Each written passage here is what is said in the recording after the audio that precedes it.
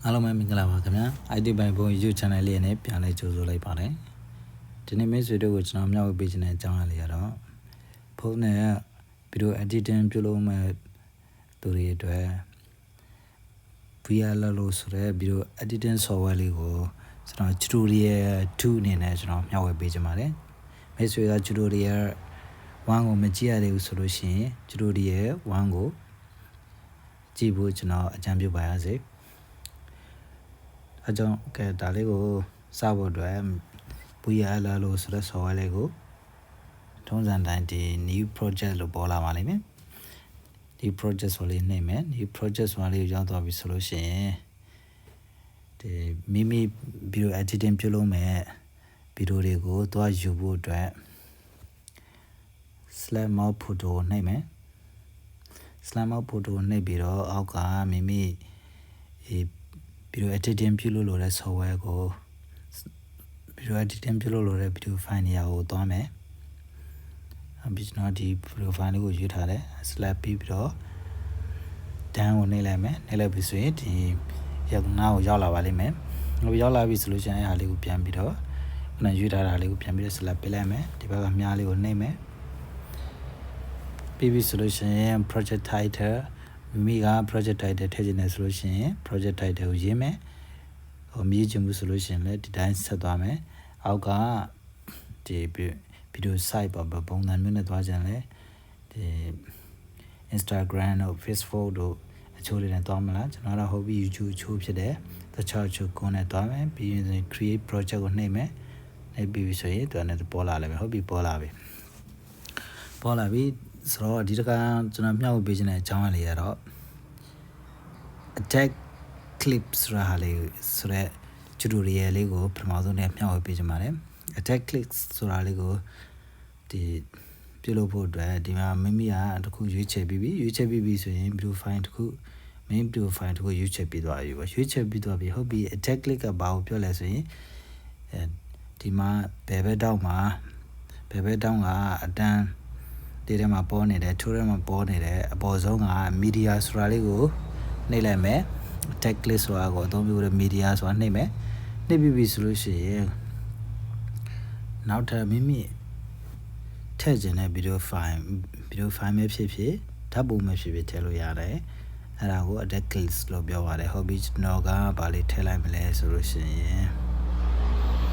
ဟိုမှာဒါလေးထည့်လိုက်မှာပေါ့ဗျာဒီ VLLO ဒီဇိုင်းကလေးထည့်လိုက်မယ်ထည့်လိုက်ပြီးဆိုရင်ဒီနားမှာရောက်သွားပြီဒါဆို attack clips ပေါ့ဟိုမှာမိမိကဟိုဘူးဒီရှေ့ဆုံးမှာထည့်ချင်တာမဟုတ်ဘူးနောက်ဆုံးမှာထည့်ချင်တာဆိုလို့ရှိရင်နောက်ဆုံးကိုဆွဲလိုက်မယ်နောက်ဆုံးဆိုတာနောက်ဆုံးတီအောင်ဆွဲလိုက်မယ်ဆွဲလိုက်ပြီးပြီဆိုလို့ရှိရင်ခုနကတော့ media တဲ့ဝင်မယ်ဝင်ပြီးပြီဆိုလို့ရှိရင်မိမိထည့်ချင်တဲ့အားကိုရွေးလိုက်မယ်မိမိထည့်ချင်တဲ့ video ပဲဖြစ်ဖြစ်ပုံပဲဖြစ်ဖြစ်ကြိုက်တာအဆင်ပြေတာထည့်လို့ရတယ်အဆင်ပြေတာလို့ရတယ်ပေါ့ဟုတ်ပြီကျွန်တော်ကဘာလေးကိုရွေးမလဲဆိုရင်လွယ်ကူနေနဲ့ဓာတ်ပုံလေးတစ်ပုံကိုရွေးမယ်ပေါ့အဲ့ဒီဓာတ်ပုံလေးတစ်ပုံကဟုတ်ပြီဒီဟာလေးကိုကျွန်တော်ရွေးလိုက်မယ်ဒီဓာတ်ပုံလေးကိုရွေးလိုက်မယ်ဒီမိမိကရွေးချက်တဲ့ထက်မှဒီတော့မှမရှိဘူးဆိုလို့ရှိရင်ခုနကဒီအပေါ်ဆုံးက select more photo တွေကိုသွားပြီးတော့ရွေးချယ်ရမှာနော်ဟုတ်ပြီကျွန်တော်ရွေးချယ်ပြီးသားရှိတဲ့အတွက်ရွေးချယ်ပြီးသားတဲ့ဟာပဲအားလုံးနှိပ်လိုက်မယ်နှိပ်လိုက်ပြီးဆိုလို့ရှိရင်ဒီမှာပေါ်လာပါပြီပေါ်လာပါပြီဒါမိမိကအတိုးချက်ပြုလုပ်လို့ရပါတယ်ဟုတ်ပြီပေါ်လာပြီဟုတ်လဲဟုတ်ပြီဥပမာမိမိကအိုင်နာမှာမသုံးချင်ဘူးဒီအလဲကောင်လေးမှာမိမိလိုချင်တဲ့နေရာမှာသုံးချင်တယ်ဥပမာဒီနားလေးမှာသုံးမယ်ကိုသွင်းတဲ့နေရာလေးပေါ့ကိုသွင်းပြီးတော့တဲ့နေရာလေးမှာသုံးချင်တယ်အဲ့ဆိုရင်ဒီနားလေးကိုဒီအလဲကောင်ကကတ်ကြီးလေးကိုနှိပ်လိုက်မယ် split ဆိုတာလေးနှိပ်လိုက်မယ်နှိပ်ပြီးဆိုရင်အဲ့နားလေးကိုထည့်ဖို့အတွက်ဒီဖြတ်ပြီးသားဟာကိုအတီးပြုလိုက်မယ်အတီးပြတဲ့ကိုတန်ကိုနှိပ်မယ်နှိပ်ပြီးဆိုရင်ခုနက media ကိုသွားလိုက်မယ် media ကိုသွားလိုက်ပြီးတော့ကျွန်တော်ဒီဂျားထဲမှာ video ပဲဖြစ်ဖြစ်မိတ်ဆွေရ video ပဲဖြစ်ဖြစ် photo ပဲဖြစ်ဖြစ်ကြိုက်တာထည့်လို့ရတယ်ဟုတ်ပြီအဲ့ဆိုလို့ရှိရင်ရွေးချယ်မယ် slam မော photo သွားမယ်သွားပြီးဆိုရင်ကျွန်တော်ဗာထည့်မလဲတခုထည့်လိုက်မယ်ဟုတ်ပြီတ ခုထဲလိုက်မယ်တခုထဲလိုက်မယ်ဆိုတော့ဘာလေးကိုထည့်မဟုတ်ပြီဒါလေးကိုထည့်မယ်ဒီပိုတိုလေးကိုပဲထည့်မယ်ဗီဒီယိုမထည့်ဘူးဟုတ်ပြီထည့်မယ်ဆိုလို့ရှိရင်အဲ့ဒါလိုရေးချယ်ပြီးစလက်ပေးလိုက်ပြီးဟုတ်ပြီဒီထဲမှာရောက်နေလိမ့်မယ်ဒီထဲမှာရှိနေလိမ့်မယ်ဘယ်နားမှာရှိနေမလဲဟုတ်ပြီဒီမှာနော်နာရွေးချယ်တာရှိတယ်ရှိပြီအဲ့ဒါဆိုရင်နေလိုက်မယ်ဟောဒီမှာရောက်သွားပြီနော်ငါပလေးကြည့်လိုက်မယ်အော်ဒီမှာဒီစကားမိနစ်ကန်တဲ့နဲ့တိုးချက်လုပ်ရတယ်လိုလေးလုပ်လို့ရတယ်ရနော်ဟုတ်ပြီဒါကလိုသလိုအသုံးပြုပြီးတော့ဖြတ်ညက်ကတ်ထက်ပေါင်းဆက်ကြိုက်သလိုဒီထည့်လို့ရတယ်အသုံးပြုလို့ရတယ်မိမိအသုံးပြုခြင်းတဲ့နေရာကိုဒီအနီစာချောင်းလေးနေရာနဲ့ချလိုက်မယ်ဗီဒီယိုကကွာ30တဲ့ဖြစ်နေတာဟာဆိုရင်တော့ split ဆွာလေးကိုကတ်ကြည့်ဖို့လေးကိုနှိပ်ပြီးတော့ဂျားထဲမှာထည့်အောင်မှာပေါ့ဟုတ်ပြီ attack clips ကိုမိမိရဲ့ကြက်တဲ့ဗီဒီယိုတွေပဲထည့်တဲ့ဓာတ်ပုံတွေပဲထည့်တဲ့ကြိုက်တာထက်အဆင်ပြေတာထည့်လို့ရတယ်ဒါကတော့ပထမဒီနေ့ tutorial ရဲ့ပထမဆုံး attack clips လို့ခေါ်တဲ့ဒီဗီဒီယို click လေးတွေဓာတ်ပုံ click လေးတွေကိုဘယ်လိုထည့်မိမိလိုချင်တဲ့နေရာကိုဘယ်လိုထည့်မလဲဆိုတာလေးပဲဖြစ်ပါတယ်ဟုတ်ပြီဒုတိယအနေနဲ့ကတော့မိတ်ဆွေတို့ကိုကျွန်တော်နောက်ပေးချင်တာကတော့ဒုတိယအနေနဲ့ဗာမြောက်ပေးချင်လဲဆိုလို့ရှိရင် speed ပေါ့မိလိုချင်တဲ့ speed ဟိုမှာဒီနေရာလေးမှာခုနကကိုသွန်းသွားတဲ့နေရာတွေကိုဖြည်းဖြည်းချင်းလေးကြည့်ခြင်းဖြည်းဖြည်းလေးချင်းလေးပြချင်တယ်ဆိုရင်ဖြည်းဖြည်းချင်းလေးပြချင်တယ်ဆိုလို့ရှိရင်ဒီနားလေးကိုဒီနားလေးဖြည်းဖြည်းချင်းလေးဒီနားလေးကနေစဖြည်းဖြည်းချင်းလေးပြချင်တယ်ဆိုလို့ရှိရင်ဒီနားလေးကိုဒီလိုလေးရွေးလိုက်မယ်ရွေးလိုက်ပြီးတော့ဒီပုံလေးတစ်ချက်ထောက်ပြီးဆိုရင်ကတ်ကြည့်ပုံလေးနဲ့ split ဆိုတာပေါ်လာပြီဆိုရင် split ကိုနှိပ်မယ် split ကိုနှိပ်ပြီးပြီဆိုလို့ရှိရင်အခုပြောပြမှာက speed ပေါ့ဒီနားလေးကိုဖြည်းဖြည်းလေးကြည့်ချင်တယ်ပုံမှန်တဲ့ဒီ split လောက်ထားတာလေးဖြည်းဖြည်းကြည့်ချင်တယ်ဆိုရင်ဒီအောက်ကပေါ်နေတဲ့ button မှာ speed ဆိုတာလေးကိုနှိပ်မယ် speed ဆိုတာလေးနှိပ်လိုက်မယ်ဟုတ်ပြီ speed ဆိုတာလေးနှိပ်လိုက်ပြီဆိုတော့မိမိကနှေးကျင်တာလားမြန်ကျင်တာလားဒါတော့နှေးတာအနေဆုံးမိမိအနေဆုံးမှာထားလိုက်မယ်ဟုတ်အနေဆုံးမှာထားလိုက်မယ်အဲ့ဆိုရင်သူအနေဆုံးပြလိုက်မယ်ကြည့်လိုက်မယ်နော်ဒါအနေဆုံးခုနအနေဆုံးမှာထားလိုက်မယ်ကြည့်ကြည့်လိုက်မယ်ဒီမှာအနေဆုံးသူပြပြီခုကျင်းလည်းနေတော့ဟုတ်ပြီအဲ့လောက်ကြီးကျတော့နှေးလွန်းသွားပြီဆိုတော့ကျွန်တော်နှေးတာလေးကိုပြန်ပြီးတော့နည်းနည်းပြန်ပြီးတော့မြန်လိုက်မယ်ဒီလောက်1ပုံမှန်ဖြစ်သွားပြီ9ထားလိုက်မယ်ဒီလောက်ထားကြည့်လိုက်မယ်ဒါလေးလည်းမြန်နေတယ်ဒီနားလေးထားကြည့်လိုက်မယ်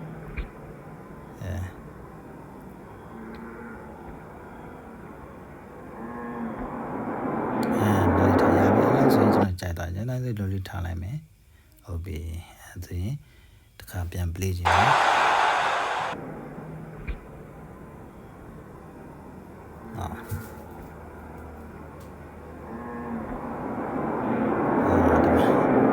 အဲဆိုရင်ရသွားပြီဟုတ်ပြီအဲ့လိုရသွားပြီဆိုလို့ရှိရင်နောက်တစ်ခုနောက် tutorial တစ်ခုအနေနဲ့ကဒီနောက်ပြန်သွား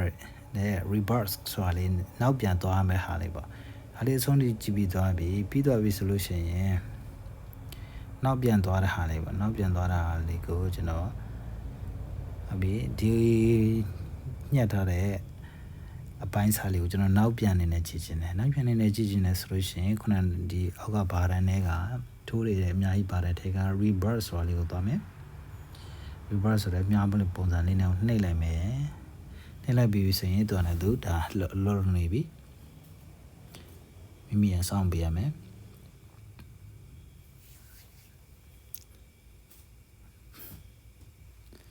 ခုရှိရအတိုင်းရလို့ဖို့အတွက် internet ရှိဖို့လိုအပ်ပါတယ်နော်ဒီလုံးနေတဲ့စင်တွေမှာ VLLO ဆိုဝဲလေးကို ပိတ်မဖြစ်လိုက်ပါနဲ့ပိတ်ပြလိုက်တဲ့ဆိုရင်သူကလည်းသူရပ်သွားပါလိမ့်မယ်မိမိရဲ့ screen ပိတ်ပြလိုက်မယ်ဆိုလို့ရှိရင်လည်းဒါကရပ်သွားပါလိမ့်မယ်ဟုတ်ပြီဒီတိုင်းလေးပဲဖွင့်ထားမယ်ဒါကလည်းကျွန်တော်နောက်ပြန်မဲ့ဟာနည်းနည်းလေးရှည်သွားတယ်နော်နောက်ပြန်နည်းနည်းကြာသွားတယ်မိမိဗီဒီယိုကလစ်တွေထဲမှာတခုခုကိုနောက်ပြန်ပြီးတော့ဖြည်းဖြည်းလေးကြည့်ချင်တဲ့အခါမှာဒီဥစ္စာလေး reverse ဆိုတဲ့ဒီ reverse နောက်ပြန်အသုံးပြုပုံလေးပေါ့ tutorial လေးကိုဒါလေးကျွန်တော်တင်ဆက်ပြရတာဖြစ်ပါတယ်ဟုတ်ပြီပြတော့မယ်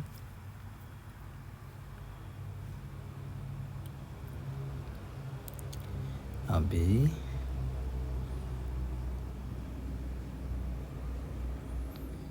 ပြတော့မယ် okay now okay အဲ့ဆိုရင် play ကြည့်မယ်ဗျာ play ကြည့်မယ်ဒီနောက် sample ကြည့်မယ်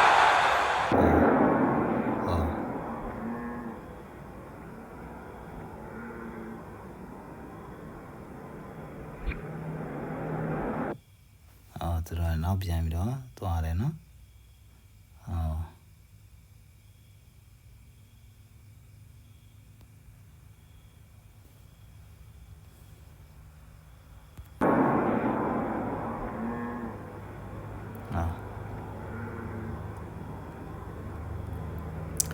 နောက် tutorial တစ်ခုအနေနဲ့ကကျွန်တော်ဘာပြချင်လဲဆိုရင်နောက် tutorial က